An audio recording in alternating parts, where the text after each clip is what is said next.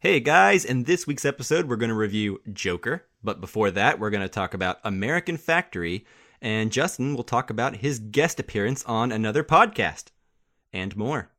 Join us!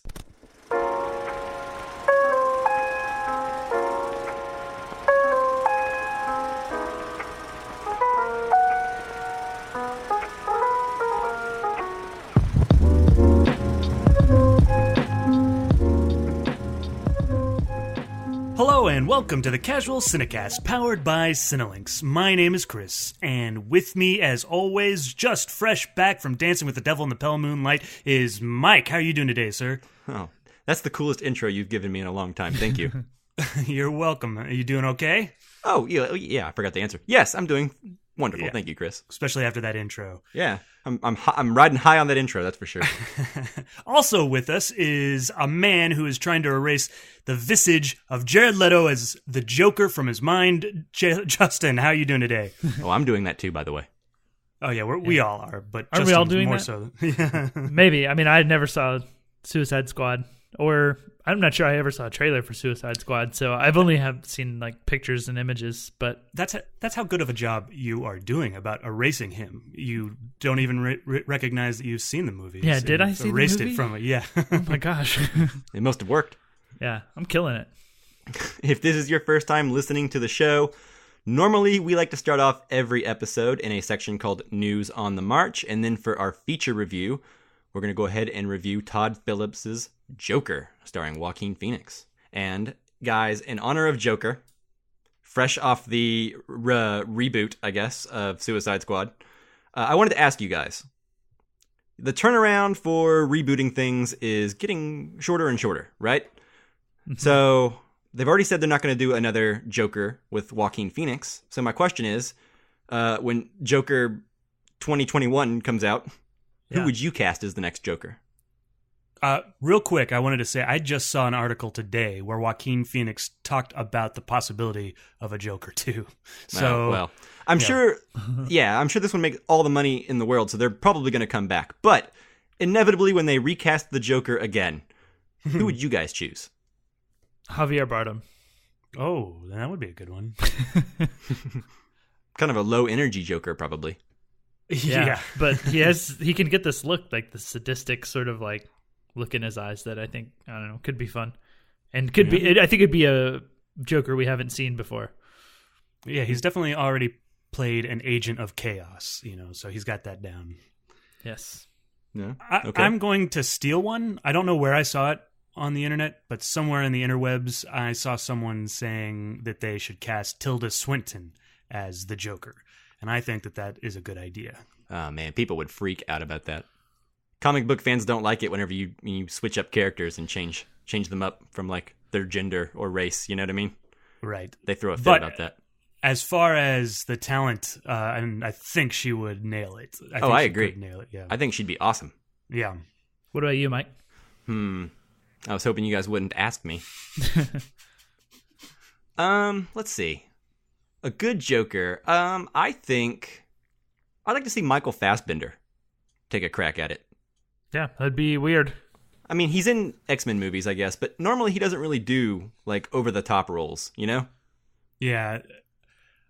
What's his name? Hardy. Tom Hardy? Tom Hardy, yeah. He might make a good Joker. Maybe. That was what I thought at first, honestly, but then I was like, that doesn't sound that interesting. Yeah. Yeah. I would like to see Robert Downey Jr. do it. Well, that would be against type for sure. I think Robert Downey Jr. needs to, like, flex his wings and go back to, like, well, not back to 90s Robert Downey Jr. That'd be a mess. But you know what I mean? Back before he was just Iron Man for 12 years.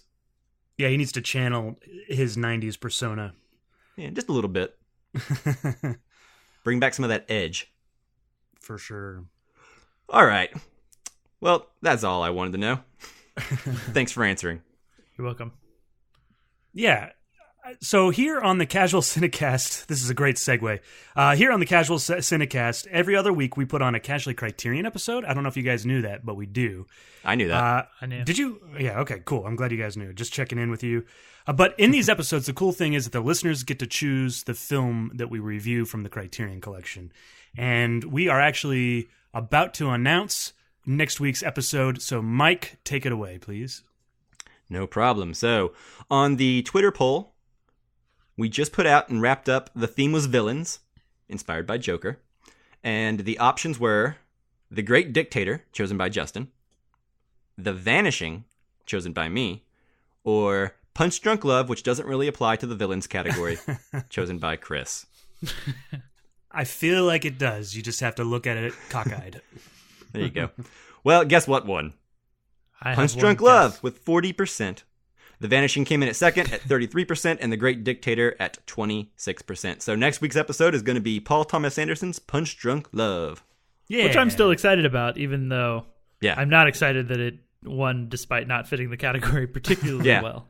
I'm only bummed because we couldn't watch The Vanishing for villains, because that would have been perfect, but Punch Drunk Love is great. I'm excited. Yeah, absolutely. And I do think we're going to get a chance to do The Great Dictator in a couple of weeks. There's another movie that fits that as well, so maybe we'll get to do it then. Perhaps. And on that note, when we put out our polls to choose the next Criterion film we're going to review, we put that out on Twitter. You can also follow us on Facebook and Instagram. You can follow us at Casual Cinecast to go vote in the polls. If you want to send us your questions or topics to discuss on the films we're discussing each week, you can send messages to those social media accounts, or you can email us at casualcinemedia@gmail.com. And then, of course, if you like the show and you haven't left us a review on iTunes, go on there, leave us a 5-star review. It'll help other people find the show so that they can also like it. Mm-hmm. And then give us more 5-star reviews, and things grow exponentially, you see. Get it? That's how it works. It's a pyramid scheme, Oh. these iTunes reviews. Okay, guys, with that, are we ready to go ahead and move into news on the march? Absolutely. Yes. All right, let's do it. News on the march!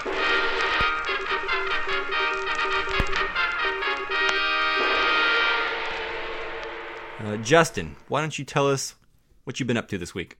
Yeah, so this last week, I guested on another film podcast.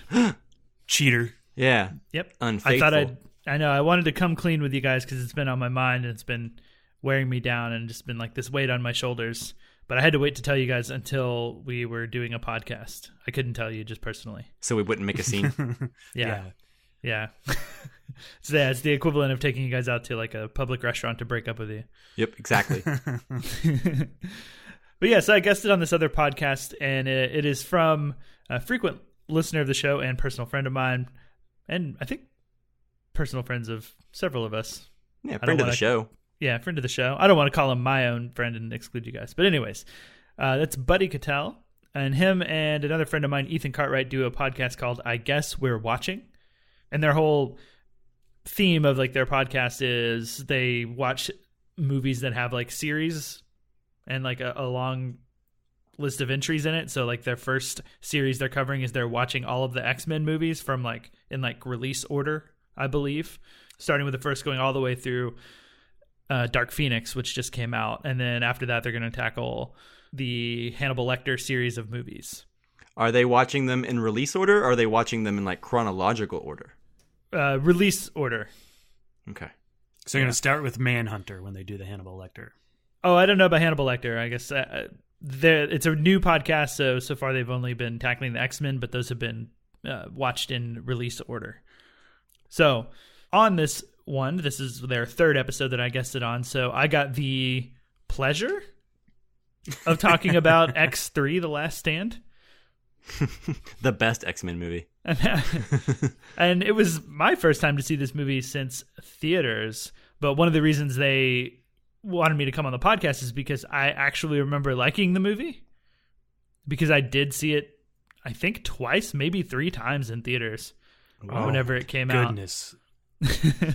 So I had this kind of, it's not that bad, like been a positive opinion of the film in my head of like, it's not that bad. It's pretty good. And does it hold up in actuality? No, not really.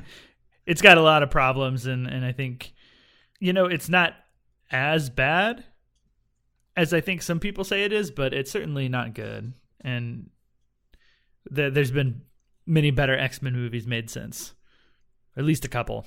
Yeah, I think it's better than Dark Phoenix. Probably. But so. I also never have not saw it. seen X3 since theaters either, so I don't remember. Yeah, it has some interesting ideas. Like all of those, like that first like X-Men trilogy, all kind of have some interesting ideas that they never really quite explore.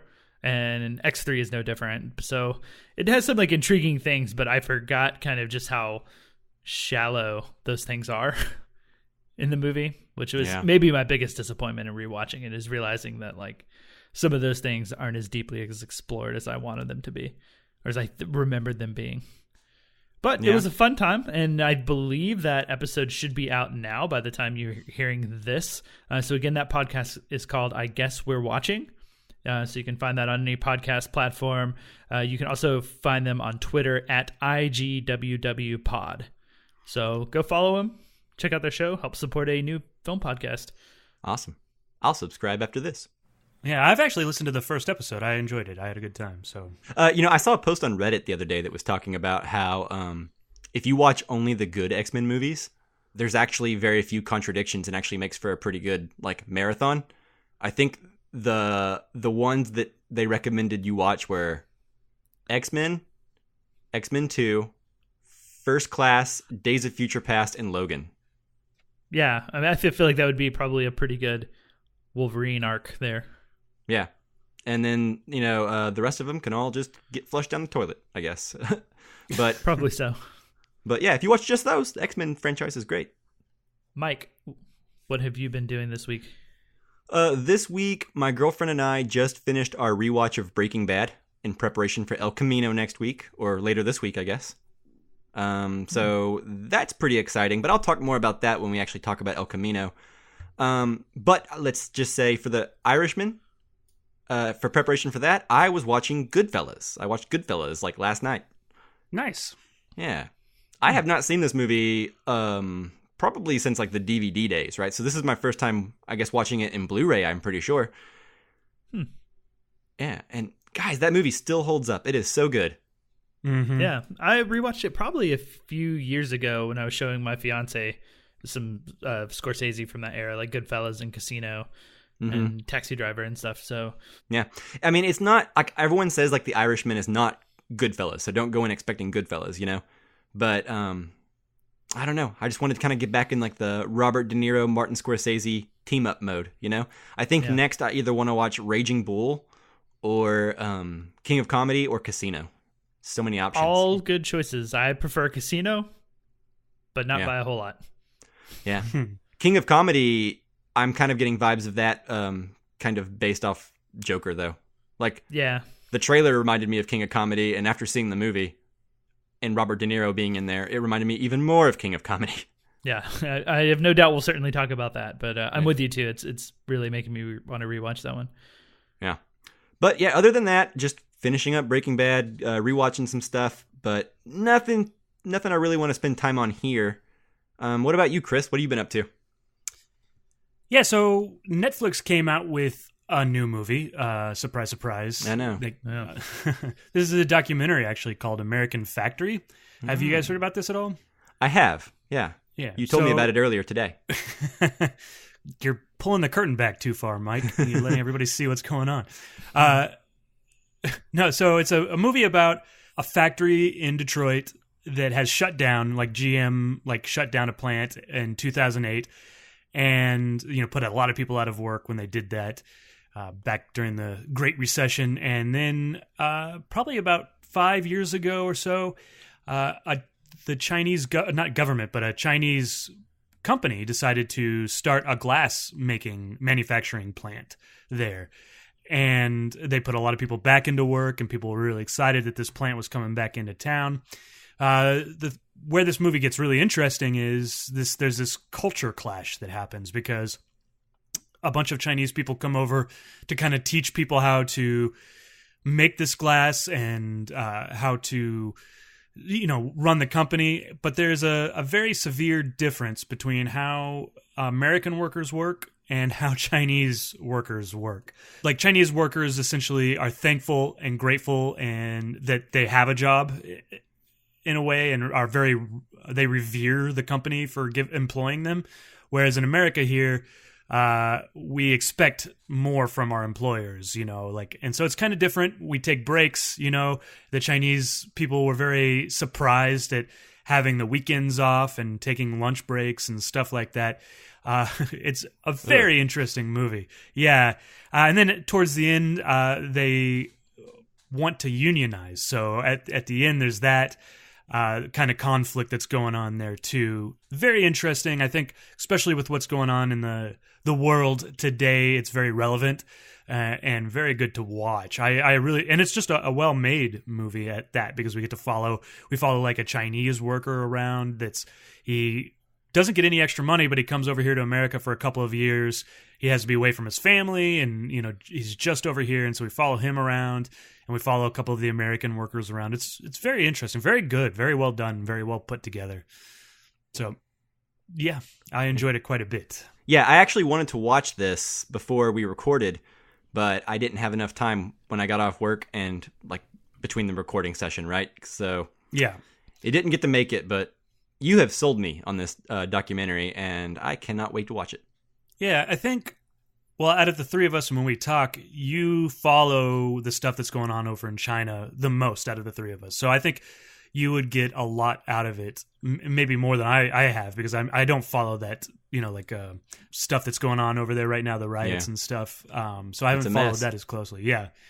But it's very interesting. And ultimately, there's a big divide between the two, but like it shows how we're all just people, we're all just people, and trying to do different things, and we may do it differently, but it's got this really satisfying ending in it too. So it's kind of like what the Joker is saying end of the day, right? We're all just people.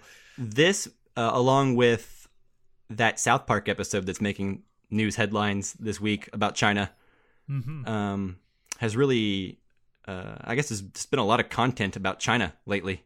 Indeed. Yeah. Have you guys seen that episode yet? No, I want to really bad. I just found out that episodes of South Park, like new ones, are on Hulu. I thought it was just past seasons. Yeah, no, I think as they come out, they go on Hulu. I don't know if it's within like 24 hours or what, but... How many episodes into this season are we? The China one was the second episode of this season. Okay, so it wouldn't take any time. The third one will be Wednesday. Okay, so it wouldn't take any time to get caught up with it. No, not at all. Yeah. And according to the apology, the fake pseudo-apology that Trey Parker and Matt Stone put out to China, the Chinese government, it seems like they're not going to let this go. It seems like they're gonna double down on it, because they even were like a fake apology, that was just kind of mocking and apologizing for the episode. Yeah, they're like, stay tuned for our 300th episode Wednesday. So yeah. I think they're enjoying the attention that this is getting. Yeah, they certainly won't back down, I don't think. Nah, that's not their style. We'll probably be getting more China-centric episodes. But it's a good episode. It's pretty funny. Yeah, I enjoyed it.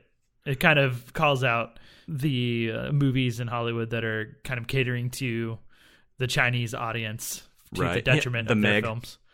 Yeah, and commenting on biopics. Like there's a whole storyline with one of the boys, and they start a band, and it gets interest from a record label, but rather than like being interested in cutting an album, they want to make the band's biopic. Because that's what you do to be a famous band, is have a biopic. Makes sense. Which I think is really funny. It is funny. All right. Cool. Yeah. Is that it for news on the march this week, guys? That's all I got. Jinx. That was cute. Okay. We are so cute. With that, let's go ahead and move into our review of Todd Phillips's Joker. And finally, in a world where everyone thinks they can do my job, check out this guy.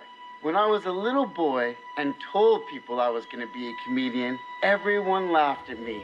Well, no one's laughing now. You can say that again, pal. For my whole life, I didn't know if I even really existed. But I do. And people are starting to notice. You think this is funny? Is this a joke to you?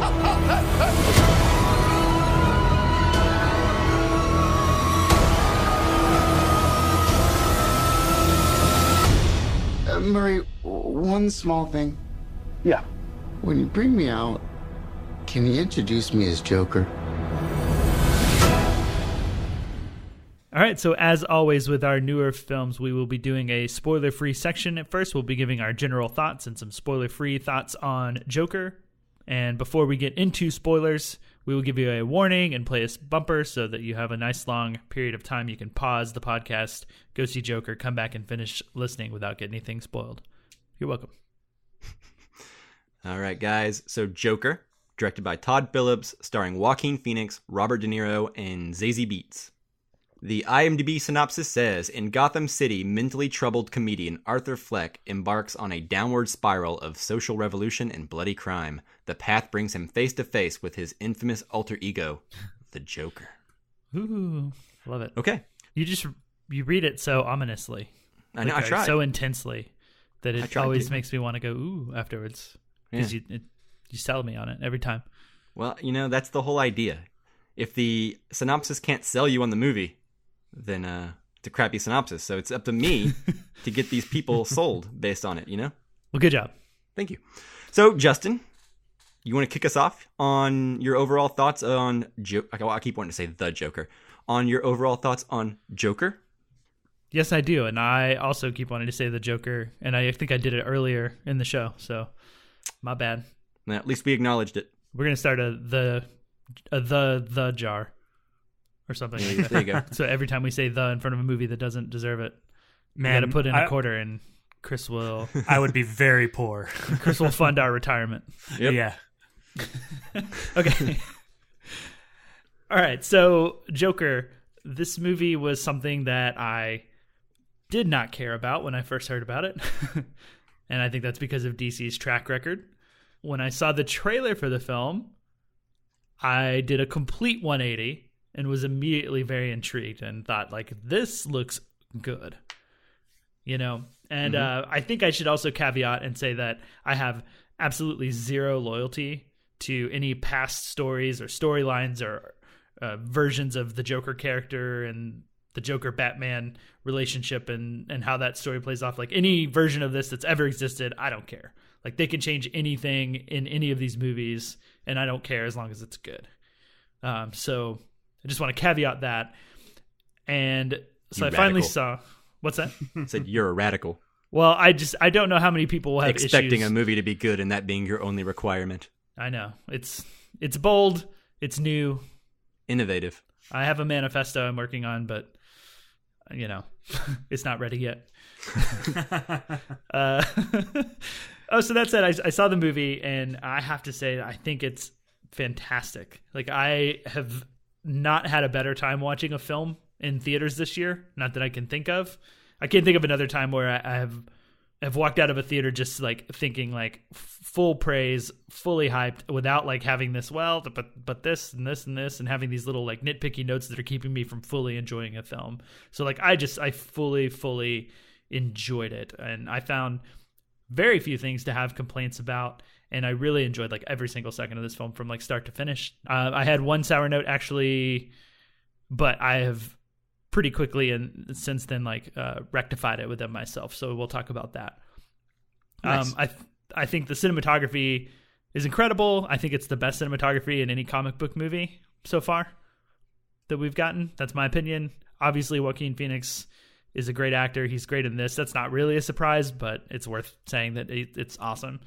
I think the movie kind of has a lot on its mind and has a lot of like these little ideas that I think could be underexplored, but I think what is really going on in the film is these small pieces and small ideas add up to a larger theme, which leaves me feeling like satisfied. Like I've heard some people call the film shallow for its lack of exploration of some ideas, but I think rather than dive into the individual ideas more, they're using all of these little ideas to make something bigger. And so it left me satisfied, which sometimes when a movie has a lot on its mind, and doesn't go deep into them, sometimes that can leave you wanting more. And Sure. That didn't happen for me. So last thing I'll say before I pass it off to somebody else, it is a movie based on, superheroes and comic books, and it's a villain origin story, no matter how the people who made the movie or some people want to say that it's not. And I think considering that, it's really incredible. And for me, I think it raises the bar on superhero comic book villain movies. And not necessarily by being the best one ever, but by equaling and, standing right up there for me with like The Dark Knight and Watchmen, which are two of my favorite comic book superhero movies. And I think just having another film on that level, raises the bar. And I think this film does that. So I'm very excited because I hope that by raising the bar, all of the other superhero movies to come will take note, and kind of be lifted as well. So yeah, that's where I'm at.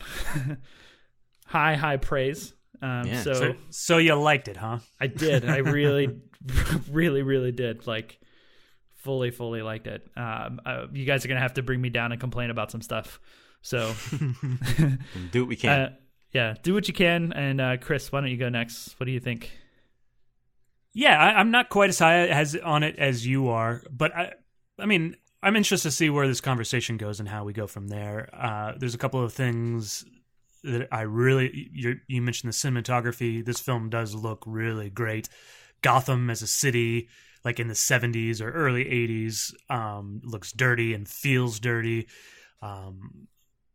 Joaquin Phoenix is pretty amazing in this movie. Like, he's so skinny and it looks like he just wants to burst from his skin, and at any moment he could, like he's not comfortable in his own skin, almost type of thing. And his bones are just protruding, and it reminded me a lot of his performance in The Master. Yes. Yeah. And I don't remember when this happened, and maybe you and I were talking about it at some point, Mike, but like, I remember after The Master thinking he would make a good Joker, because he kind of plays the same thing, like you were talking about being so skinny and stuff like that. Anyways, intense. Yeah. But yeah, Joaquin Phoenix is really great in here. I think my hold up, and maybe you can like show me, or we can talk about it more, but like my hold up is that a lot of these ideas are small. The smaller ideas don't feel like they follow through, or I don't know that they all add up to something more like that's greater than the sum of its parts, right? I do think it's really vague, and I've talked to a couple of people about this, but I think it's almost vague so you can see whatever it's like a Rorschach painting, right? So you can see whatever you want in it. Because I've gotten, like the people I've talked to that have seen it have gotten very different things from it, or what the movie's trying to say. So it's a very interesting movie in that way. It's everything I want from a movie, I think. But I guess there's a couple things, like it kind of leaves me unsettled, which I think is a point. And then I don't know. I'm curious to find out how it all equals up to the sum is greater than the equal of its parts, or whatever. So yeah, that's kind of where I'm landing. Mike, how about you? Yeah, I liked it. This is a movie that I wasn't really looking forward to one way or the other. It was coming, and I was going to watch it, I liked it about as much as I thought I would based on the trailer. I think it's good. I think Joaquin Phoenix is great. It's interesting to see Todd Phillips step outside of comedy and try to do like a character study. I think that's cool. This movie, I think, really jives with his sensibilities, I guess, because Todd Phillips is a director that even in some of his comedies, he can get pretty dark content-wise. So I think this is a good fit. And I think Joaquin Phoenix is an inspired Joker.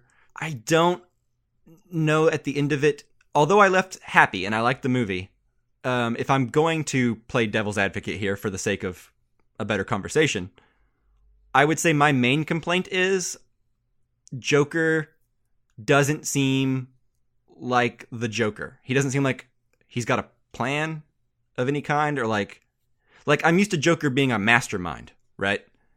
So I was expecting this to culminate with something more impressive than it did. Yeah, it seems like it culminates with something pretty impressive, but it seems like it's like a coincidence, or like he's like doing his own thing, and the city of Gotham is doing their own thing. And we can talk more about that in spoilers, but I would have liked more of like an overarching like evil plan that came to fruition. That's a pretty minor complaint, though. The whole time I was enthralled.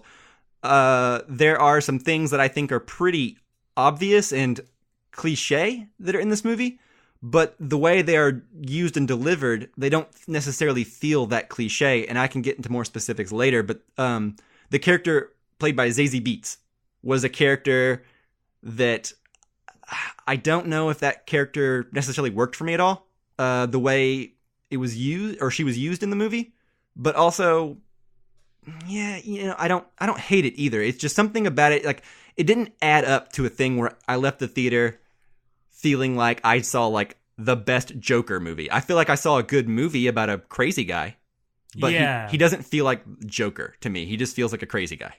Yeah, that's kind of one of the things. So I guess from what I said before, you wouldn't necessarily get, but like, this is a good movie, and I like, there's things that are keeping me from saying it's great, right? Mm-hmm. But like you were saying, I wish almost, like, if this was named something different, would it work? Like, I almost wish that it was named something different, Well, that actually reminds me of a listener question we got sent. Oh. Yeah, so Justin, will you do the honors in reading that real quick? Absolutely, yeah. So this came in on Twitter from @RealMattWard. Oh. And he asks, how would your opinion of this film change if it were called Fleck or Arthur? My contention is that the further it goes from its comic book origins, the better it is as a film overall. Yeah, I think I agree with that statement. And because one of the things that I don't particularly like is the Bruce Wayne stuff and the Thomas Wayne stuff. I liked that. I mean, I don't dislike them as characters. I don't want to be reminded of Batman yet, or I don't know. No, that needed to be there, I think, to make it feel like Joker at all. I don't know. Like, well, if it hadn't been there, everyone would be complaining even more of why is this film called Joker. It would be better if it was just something different.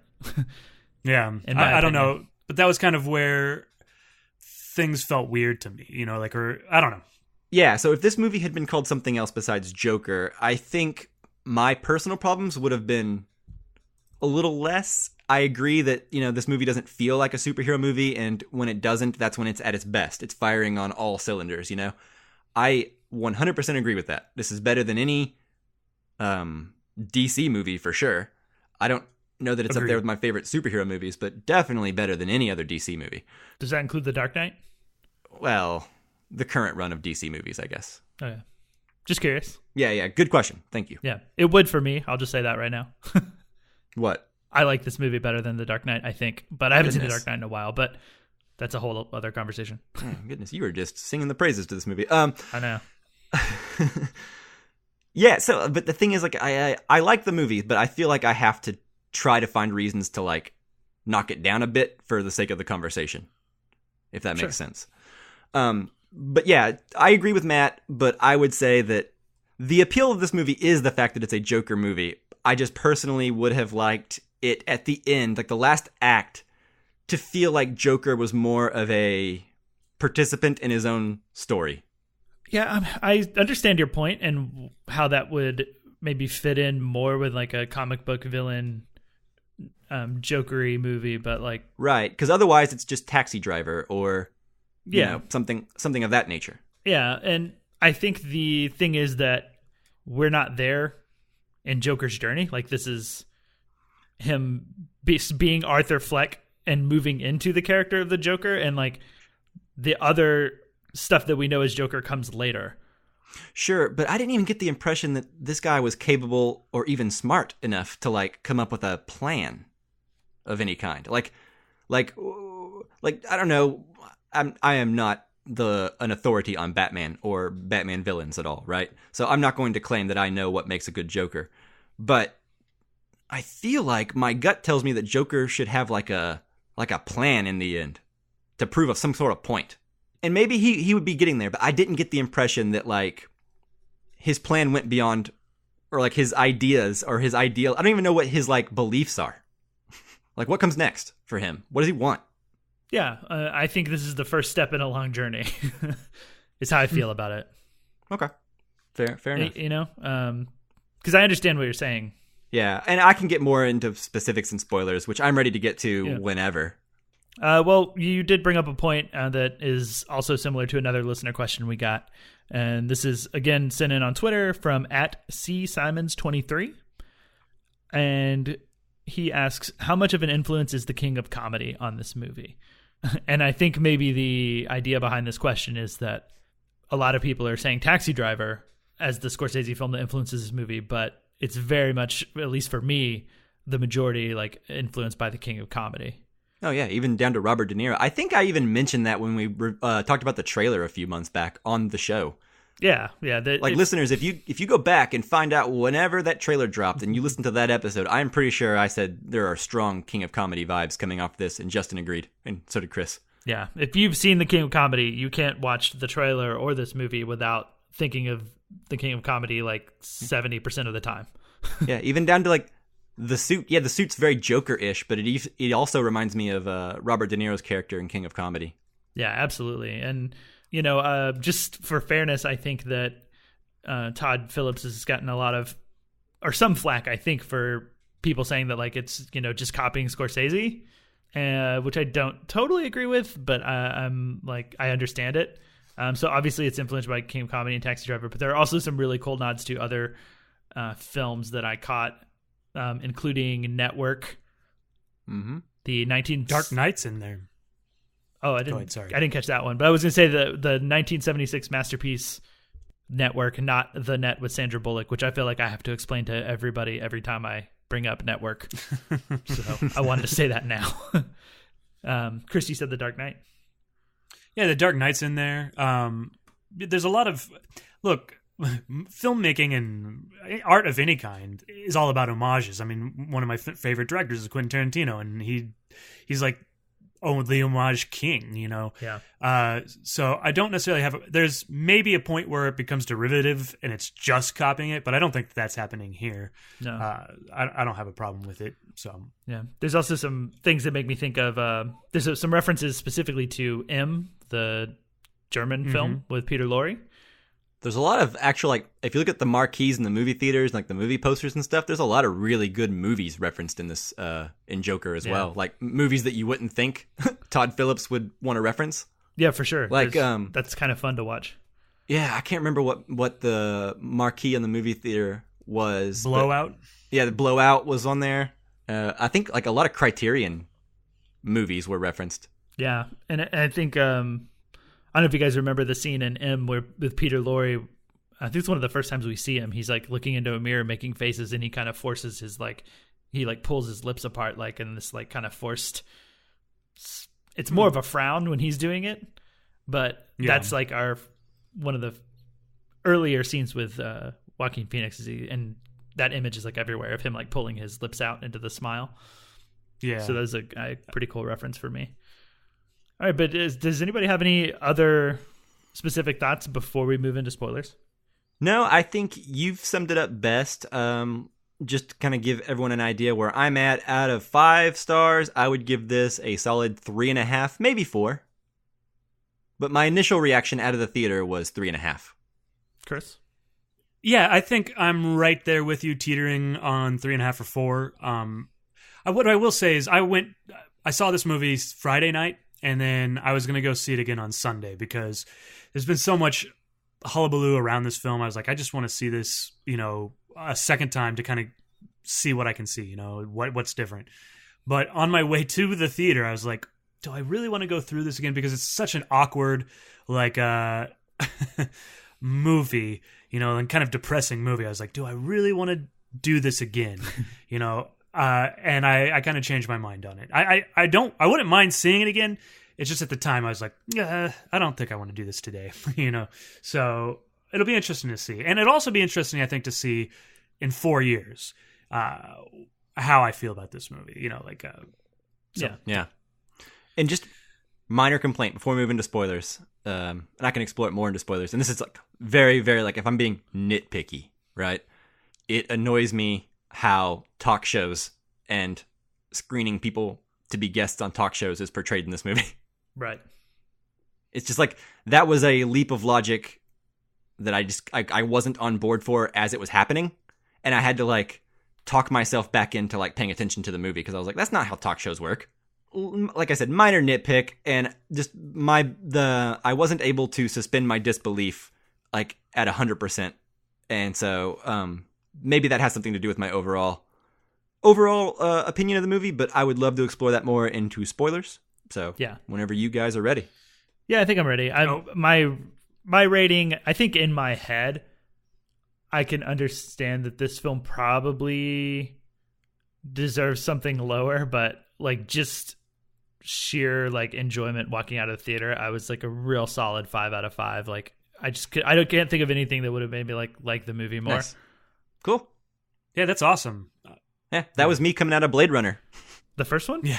2049. Well, I obviously wasn't there for when the first one came out in theaters, but Yeah, but the second one, you've seen it in a theater. I don't know. I have seen it in the theater. That's true. You were there. I know. And that was my first time seeing it, and I walked out 5 out of 5 on that one. That was your first time. That's cool. Yeah, well, anyway, emotional reactions, they count for something. Like, yeah, no movie's perfect, right? Like, any movie I've ever rated 5 stars, I could nitpick. Yeah. That's not what it's about. Totally. It's about how you feel, and I feel 5 out of 5. And maybe that'll wane in time, like you said, Chris, in 4 years. And maybe when I watch it again, maybe it won't, though. But right now, I'm just hyped. Good. Yeah. Go on, Chris. Were you going to say something, Chris? No, we're good. Okay. All right. Well, then let's All move right. into... Oh, go ahead, Mike. You can do it. Let's move into spoilers. No, I guess Rosebud is just a piece in a jigsaw puzzle. Give me one cigarette you got up there. I'll tell you all about it. Things are going to start happening to me now. And here we go. All right, guys. So now that we are in spoilers, I kind of wanted to maybe provide a little bit more details as to what I was talking about earlier with the talk show. And this is just, like I said, I'm in nitpick mode here. But it annoys me that the TV show is portrayed like it's actually, those kinds of shows are actually recorded live at nighttime, when in reality they're recorded in the middle of the daytime, and they're edited very heavily by the time they reach TV. That's nothing. That's fine. For the whole idea of the ending to work, it needs to be live. I get that. But did no one think to, like, frisk this guy or ask him give him any kind of screening to make sure that, like, he's safe? Like, I don't know. Like, the idea that Robert De Niro, like, would just be such an arrogant fool on his talk show seemed a little convenient for the plot. Mm-hmm. So much so that, like, I found myself in the movie being like, all right, come on. Okay, come on. Really? Come on. But like I said, those aren't huge deals to me, but those are just kind of like little things that added up during the last act where I was like, okay, all right, I'm not as into this as I wish I was right now. Right. I think maybe some of that is supposed to be getting away with the fact that it's, what is, I think, like 1981 or something like that. Yeah, well, that's true. Sure. And we're not quite in this crazy, like, safety world that we're in now, where there's metal detectors and people guarding, like, the entrances to, like, sports arenas and all kinds of stuff. Pre 9/11, yeah. Sure, but I also feel like it's pretty obvious why they seek him out, that he's got mental problems, right? So it's like the idea of, like, seeking out someone who's mentally challenged and then putting them on TV with the sole purpose of, like, antagonizing them. It just seems like poor show running. Oh yeah. I mean, it's mean and it's stupid. And yeah, it's mean and, like, socially irresponsible. I don't know, but yeah, like I said, also minor nitpick. 1981, yeah. And so a combination of the talk show thing in the last act mixed with what I mentioned earlier with the idea that, like, this social revolution that's happening. It seems like a coincidence to Joker. He doesn't seem to, Arthur Fleck, right? He doesn't seem to understand what's happening or care necessarily. And then at the end, he sees all these people and he's excited and he starts dancing and he's all happy. But, like, what does he think about them? Did he know they were there? What does he want to do with them now that they're there? Does he have any plans beyond that? You know what I mean? So I would have liked to see, like, maybe a little bit more of, like, a seed of, like, all right, now we're going to, like, bomb something. We're going to bomb a bank, or we're going to stick it to rich people somehow. You know what I mean? Yeah. I mean, I feel that that's implied, but I know what you mean. Like, you'd like to see something a little more tangible. Yeah, something that leads me to believe that he's not just, like, strictly a crazy guy. Like, that he's capable of, like, looking at the world and forming some kind of plan that doesn't just involve, like, making himself happy in the moment or, like, understood by people. You know what I mean? Like, I would like the social issues in which like the people are following him for to be more on his mind. Like he's a political revolutionary of some sort. You know what I mean? Right, but that's an interesting thing too, and I don't know if that falls on the movie, but I guess it does fall on the movie, but when Robert De Niro's interviewing him, he's like, I'm not political, and I take him for his word at that. I don't think there's ever a moment he's doing what, like you're saying, what he wants to do in the moment, and that's kind of the whole Joker's like as an agent of chaos. He's doing what he wants in the moment. People follow him because of political reasons, but he himself, I don't think, is necessarily concerned with the politics of it, right? Yeah. Right. At least that's kind of how I saw it. Right, which is totally fine. I don't necessarily need him to be political, but the movie paints his following as like they're following him for political reasons. So I guess my whole thing is like, now that he has this following, I just get the impression like they're going to spend 5 minutes with him and realize he's just a freaking crazy idiot. And then be like, oh, we've made a huge mistake. Well, and like, there's a lot of people that follow crazy idiots. Well, that still respects them. But this seems more like it's definitely a way to like look the at this everyman. for sure. Like it seems like the everyman is following him, right? It seems like average Joe, working class, blue collar people are like poverty, viewing him class. as like what? Poverty, lower class. Yeah. And it seems like it's not like idiots that are following him, like extremists on some side of the political aisle. It seems like the everyman. So I would like to know either A, what they think of him once they get to know him, or what his plan for this new following is, Yeah. Well, I would argue that the people that are there in the end of the film are the people who are rioting and being violent. And I would call those people extremists, because not everybody who's fed up, like there's probably a ton of people in Gotham, just like there are in the real world, that are fed up with, everything going on politically, but are just reading it on Twitter, on their toilet or whatever. And that's the most active they get about it. Well, I would have liked maybe some scenes with a few of the random rioters, like a conversation between them of like, let's save him, and here's why, or here's what we're thinking, here's what's going through our brains right now. But it just seems like everything is just brushed by really, really quickly in a hurry to get to the ending to give you that like, whoa moment, Which whoa moment are you referring to specifically? Well, just like the whole, like as soon as the police car, like as soon as we cut to the police car going through the streets and all the riots and chaos going on, Yeah. It seemed like they were in a hurry to get to that scene, but like they didn't give me personally enough to like believe that would happen with this particular iteration of the Joker. So I have two thoughts kind of overarching a lot of the stuff that we've been talking about. The first and smaller thought is going back to the talk show and how they laughed at his comedy stand-up, and by that they should understand that this guy is like kind of crazy. Mm-hmm.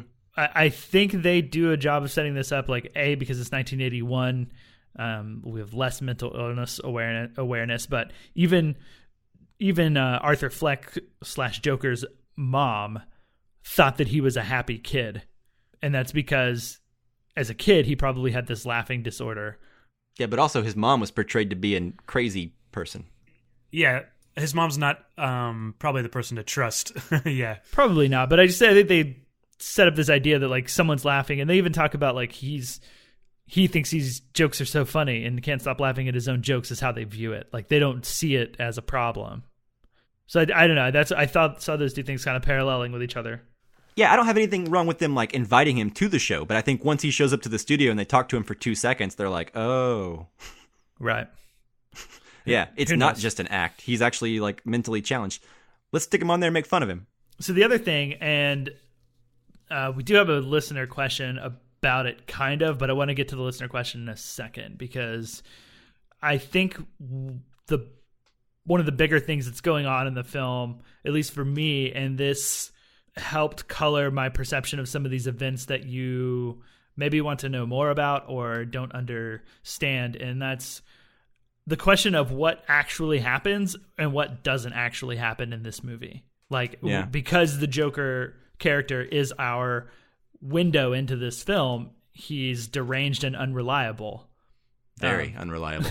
And the obvious example is the Zazie Beetz character, and how her whole thing played out where he was hanging out with her. They kind of were flirting, and then we find out that that wasn't real and he was imagining it the whole time.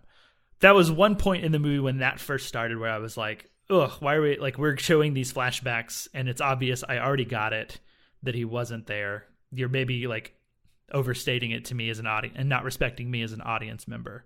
But I think the reason that we get it so clearly stated is because we need to understand exactly that is what happens to have the rest of this movie, like us to be able to question the other things in the rest of the movie and look for these signs of like, was this real? Was it not? Like, did the talk show thing actually happen? Because it is all very convenient of how he gets on it.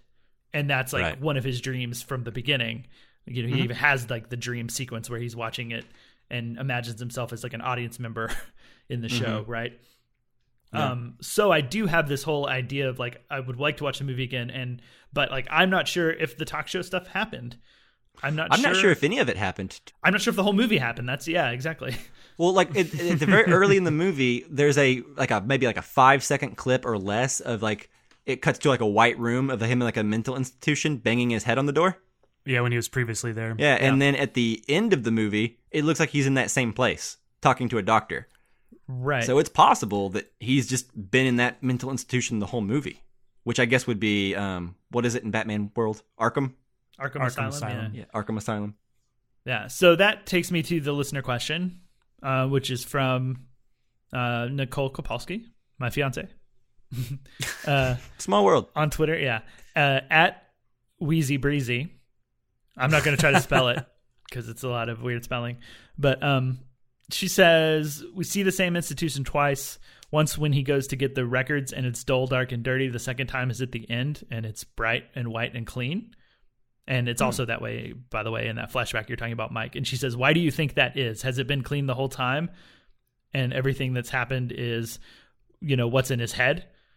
Or have years gone by and things have cleaned up in Gotham and now it's white?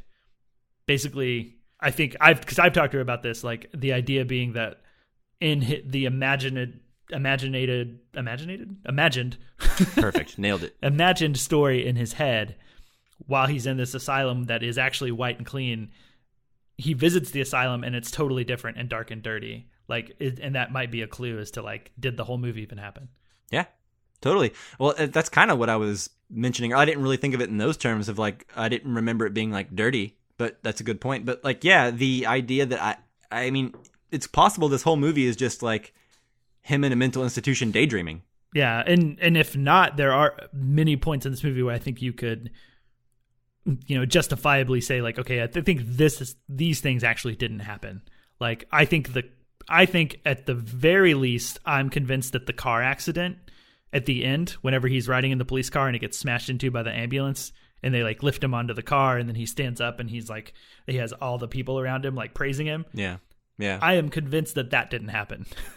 Well, I mean, that makes a whole lot of sense because why, like what I've been saying for a long time in this episode, like why would anyone after meeting this guy for 5 minutes believe that he stood for anything? Well, no one's met him, and it's one. Well, of those... that's what I'm saying, though. Like, yeah. But like, once they like pick him up on the cop car, you know what I mean? And, like, in theory, 5 seconds after the movie ends, or after we cut away from him with like the bloody smiley face, you know, and like dancing, and all the people around him being like, yeah, like in theory, very shortly after that, all these people are like, oh, we've made a huge mistake. What have we done? Yeah, this guy's an idiot. Yeah, that would like if you subscribe to that theory, right? Like that, like. It didn't really happen, and that's just like his daydream of like finally getting love and acceptance for being who he is. That is a better ending to me than like taking it at face value for sure. Well, I think, you know, we're talking about the mob, and while you're not wrong that, you know, once these people get to know Arthur Fleck, they're going to be like, ooh, he should not be our leader, right? But in this mob state, you know, people will cling to whatever, and it's not even about Arthur Fleck at that point. It's about it's the Joker that they're clinging to, the idea of the Joker. It's that, but it's also more than it's like siding with the Joker. It's railing against the 1%. Like Thomas Wayne is portrayed as kind of like an ass in this movie. Yeah, which is like he's very surprising like, as well.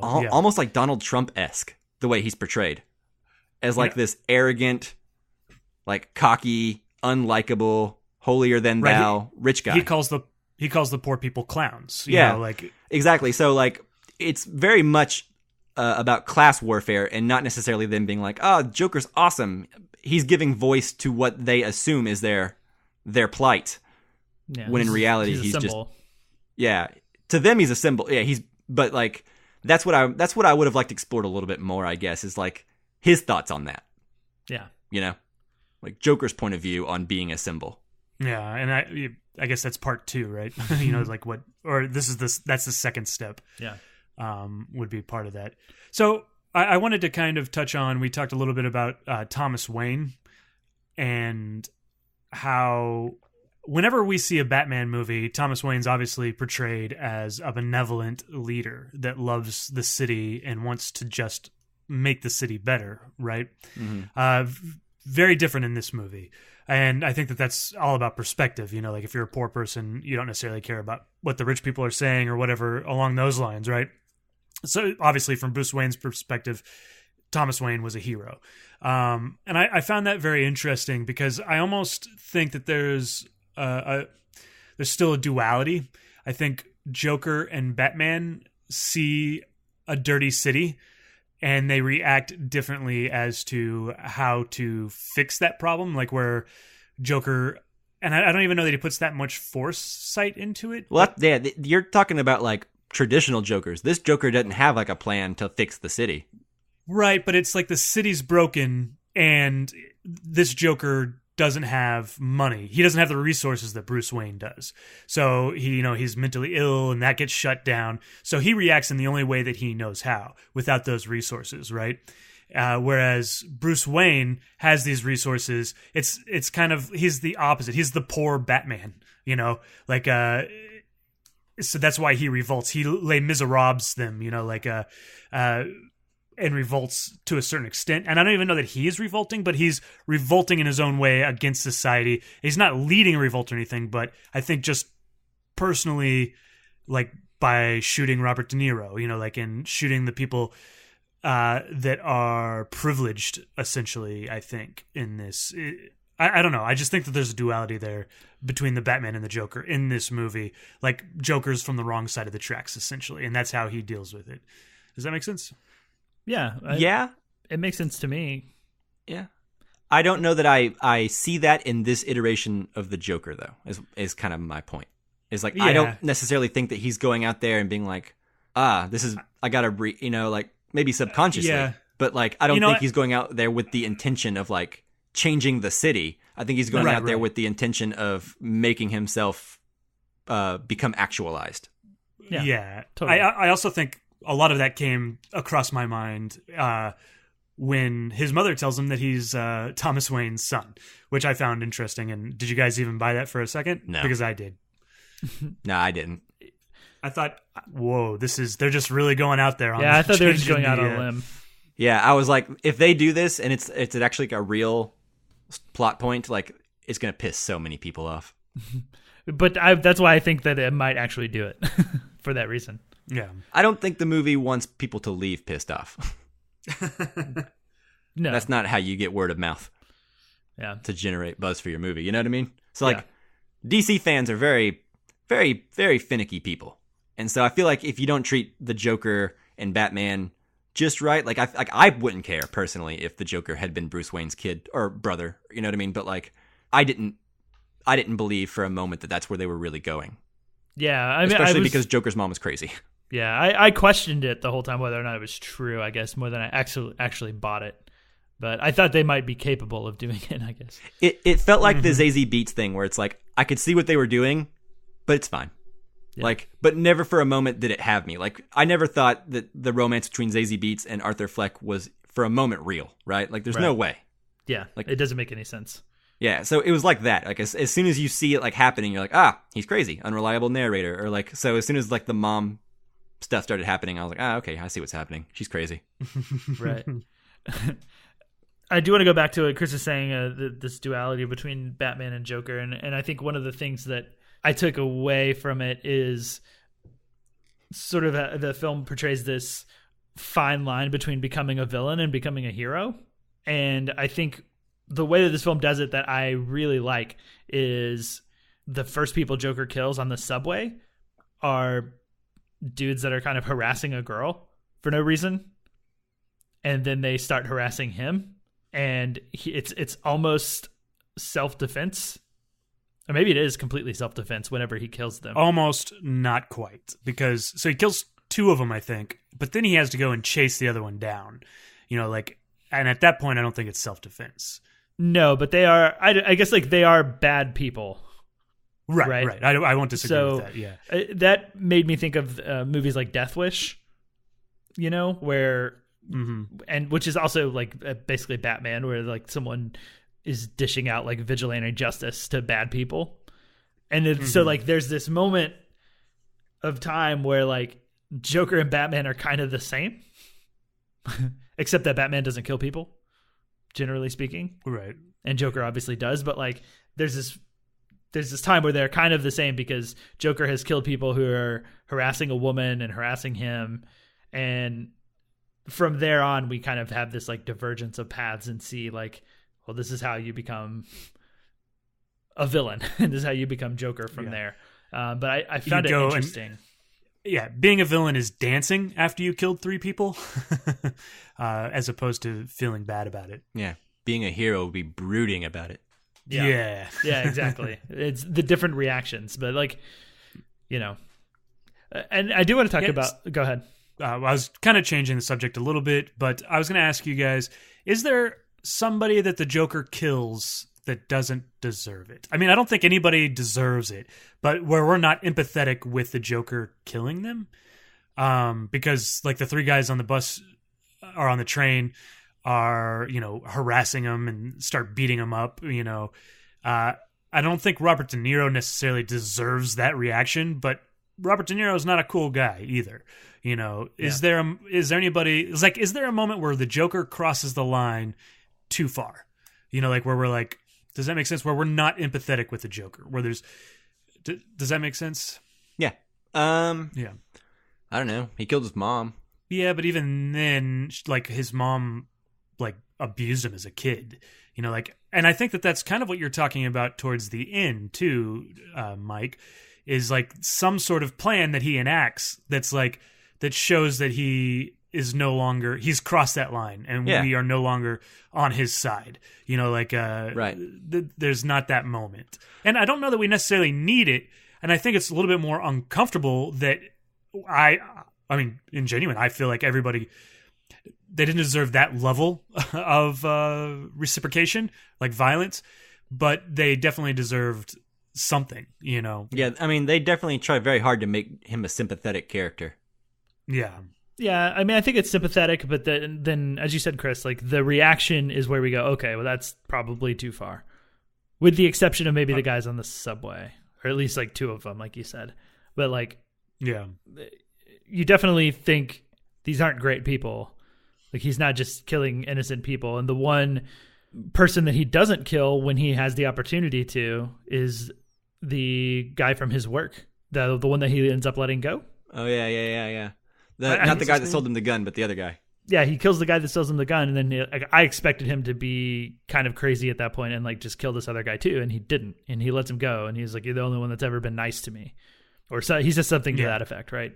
Yeah. And so I think there is an intentional choice of keeping everybody that he kills, like, you kind of understand why he doesn't like these people and the things that they're doing wrong, but I think we're still supposed to understand that his reactions are not good. I would have liked what I thought was going to happen, and I was kind of disappointed that it didn't, was, like, whenever he's letting his, like, other coworker out, and he's actually going to let him go, and he's like, "You are the only one who's ever nice to me," or whatever. I was expecting him to be like, "Psych," or whatever, you know, like not, or, you know, like some kind of joke, right? Make it a joke and be like, and then, like, turn killing the other guy into, like a terrible practical joke, like, "Oh, I told you I was going to let you go, but I didn't," you know? Yeah. I thought it was going to be like, now you can't reach the lock. Ha ha ha, I got you. Yeah. That's what I expected, but I think that's intentional to have that, like, suspense. Do you think that makes a Joker character that we're not as used to? Because I think, or do you think that makes it a good or bad or a better or worse or maybe neither Joker character that he does have like this sort of rule in a sense of he's not going to kill this guy. I think it makes him not feel like the Joker. That's kind of been my stance the whole time, which is just that, like, the movie's good. It's a good character drama. It's a good dark downward spiral thing. I like where it's going. I like the class stuff, but none of it feels like what I expected when I walked into a Joker movie. He doesn't feel like the Joker. Even at the end of the movie with the bloody smiley face and the suit. I don't get, like, yeah, he looks like Joker, but he doesn't feel like Joker. He needs to be more of a mastermind of some sort. Yeah. Or even crazier, like, yeah, just more dangerous and unpredictable. Yeah, chaotic. Yeah. I just disagree. Like, I feel like it was such a breath of fresh air to have something so totally different. Like, to me, all of those things are good things, No, the movie could have been completely, totally different, but he still could have had like a something that tied him to his cause a little bit more.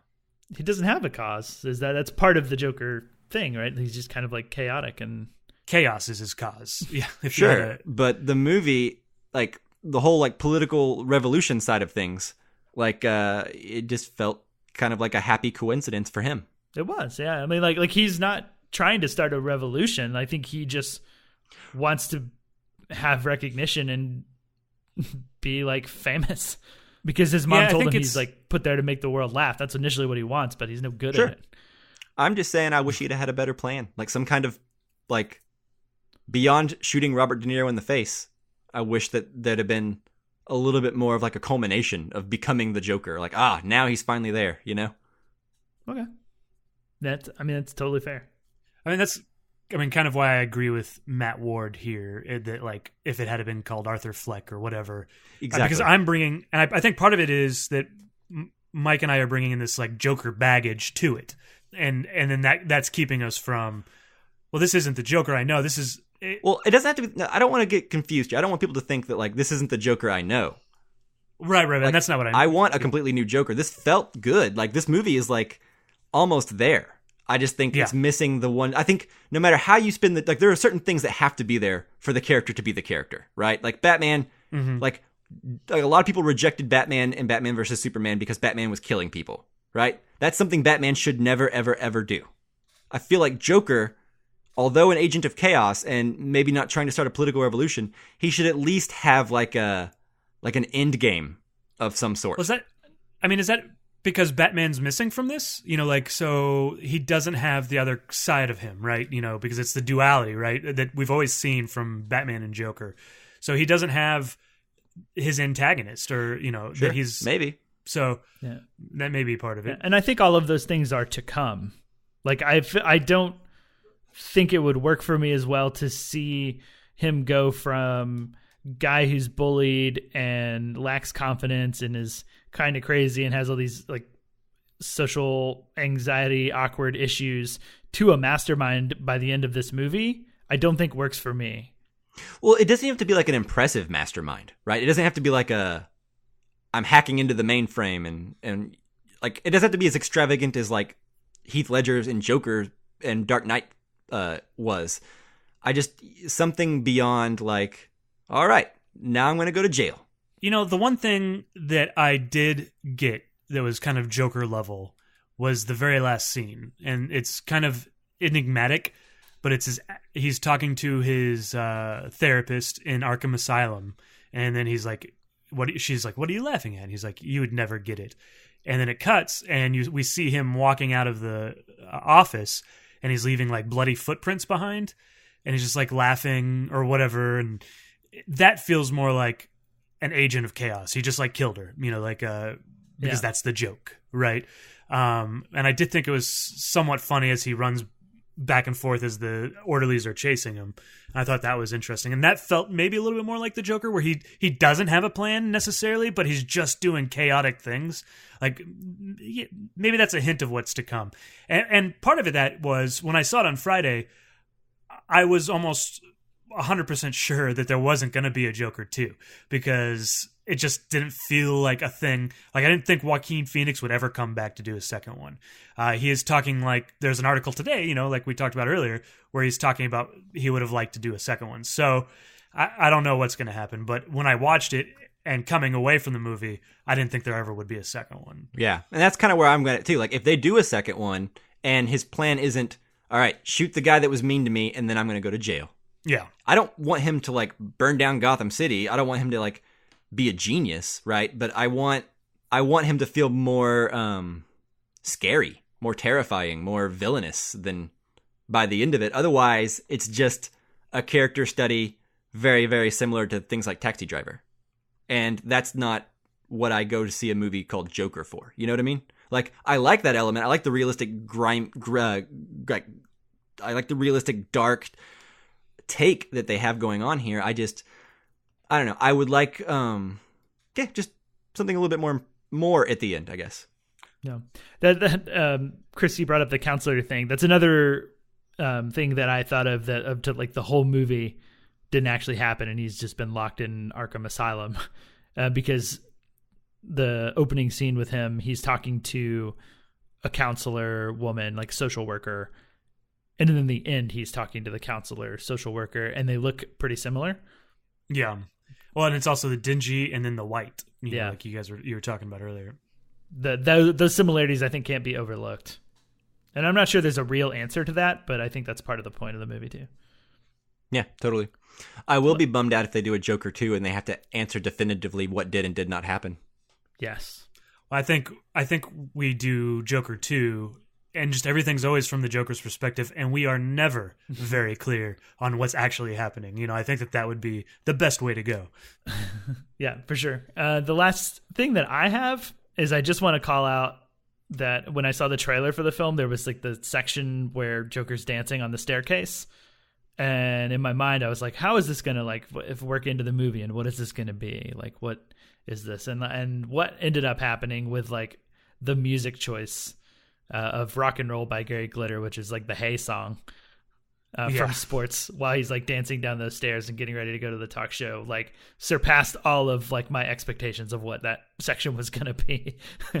Yeah, and I thought it was really rad. Yeah, that's something I haven't called out, but the needle drops, are really good in this, and then just the score in general is I think the score is really good. Yeah, my girlfriend commented on the score. I will push back a little bit, Justin, on that scene. I think the scene itself is fine, but I think the music choice was not good.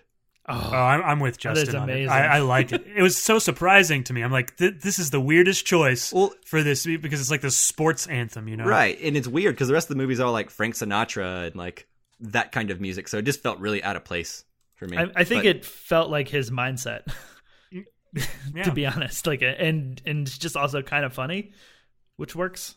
Yeah, for me, anyways. But yeah, that's all I have on Joker. Does anybody have anything else before we wrap it up? No, good movie. I want to ask you guys a question before we wrap it up, and I know we're going a little bit long, but like, what do you think this movie's trying to say, if anything? Nothing. Like, is it trying to say nothing? Is that it? No, it's trying to say Warner Brothers wants your money. Okay. Is that genuine, or Justin? are you being facetious, Mike? No, I if I'm being serious, I don't think the movie set out. I don't think Todd Phillips and Joaquin Phoenix are trying to tell. I mean, like, they tackle a lot of issues, but I don't think the movie as a whole is trying to say anything. Yeah, I don't think so either. I think it has all of these little points of, the uprising of poverty against upper society and, alienation and mental health. The 1% versus the 99%. Yeah. Mental health. Do you think they're just kind of checking a bunch of boxes? They're like, mental health, check. Yeah. Poor people rising against rich people, check. Yeah. Like what are the things in 2019 that work in movies? That is on everybody's mind. The hot button issue. Yeah, but I think all of that serves the character and the character arc and the story, as opposed to even though they're trying to say something, or they're trying to bring up these issues to be interesting with issues. I don't think they're doing that. I think those are coming out of the story naturally. I agree. I sound like I'm being dismissive of it, and I don't think, just because I don't think the movie is trying to say anything as a whole, I don't necessarily think that's a bad thing. It's a movie about Joker, right? Yeah. But I think all the things that come out of it, like class issues, mental health issues, should we be on his side? Should we be liking this guy? I think those are all things that do come out of it naturally, and they use them in the script in very intelligent ways, and they don't feel like they hit the nail too hard on the head, which a lot of movies do, right? Yeah, I'm with you on all that. Yeah, they handled it with grace, for sure, as much as they could. Yeah, I mean, end of the day, it's a comic book movie, and it's entertaining, and it's a villain origin story, and it doesn't have to say anything. And I think it's the fact that they do put all this rich tapestry of social issues in there, I think is just a plus to the movie. Yeah, certainly more than we get from Marvel, and that's not like I'm not necessarily trying to compare the two. Yeah, I guess I just did, but it's okay, Martin Scorsese, more than your normal comic book down. movie. Yeah. Yeah, well, I mean, but you're right, though. There's more to unpack in this movie than there is in, most Marvel movies. I think, Civil War is, the one with, the most social issues in it, and that's not even very much, right? They brush over all that stuff pretty quickly. I'm with you on that. So, I mean, I hope this movie making all the money in the world leads to some, more character-focused, character study pieces with, less action. I think that'd be cool. I think this is definitely comic book movies. Yeah, the best way to go. Art house movies. Yeah, art house movies dressed up as comic book movies. Yeah, I agree. And I sounded pretty negative the whole time, but I'm really just trying to play devil's advocate more than anything. I do enjoy the movie, and I don't have as much of an issue with the ending as I argued about for so long. Yeah, I think it's good. Not great, and that's kind of what we're arguing. We're all on the same side. Yeah, I mean, it's such a fair question to ask about the simplicity and convenience of some of the things that happen in the movie, but I think that's why they are that way, is that we're supposed to ask and question about those things. So I don't think you're being unfair to the movie at all. I think you're asking the right questions. Cool. Well, I'm spent. Yes. I'm out of jokes and out of things to talk about with this movie. So that does it then, right? I believe so, yeah. All right. Well, thank you guys so much for talking to me about Joker. You guys. You're welcome. It's our pleasure. Yeah. I hope it didn't kill your buzz too much. No, I'm still feeling the 5 out of 5 right now. Until awesome. I see it again. It may go down. It may just reinforce it, but I'm still feeling it. Yeah. I still feel like if I watch it again, it could easily go to a 4 out of 5. But I think right now I'm still sitting at a 3.5 out of 5. But I'm feeling good about it. I liked it, and I genuinely do want to watch it again. But I'm probably gonna wait until I can watch it at home. Yeah, same. And thank you guys so much for listening, of course. And then thank you, Jake Wagner Russell, for doing our intro and outro music. If you want to hear more of his music, you can do so at soundcloud.com/bopscotch. All right, stay tuned to this feed. Next week, we'll be putting out a Casually Criterion episode on Punch Drunk Love. And we will have a guest on that episode, by the way. Justin will not be there. Yeah, I can't be here. I'm kind of sad because I really like the movie, and I'm looking forward to us covering it and talking about it. But I've also seen it, probably 10 times. So yeah, I actually watched it a year ago. I think I watched it 6 or 7 months ago. Once I got the Criterion Blu-ray of it, because I've never seen the film on Blu-ray. Yeah. So yeah, I hope you guys enjoy it. I think it's going to be an interesting episode. I'm excited to listen to you guys talk about it. And again, if you want to follow us on Facebook, Twitter, and Instagram to vote in our Criterion polls to help us pick our next film, or send us questions and topics about the movies we're watching each week, follow us on Facebook, Twitter, and Instagram at Casual Cinecast. Thanks so much. Nailed it. Nailed it. Perfect. See you guys later.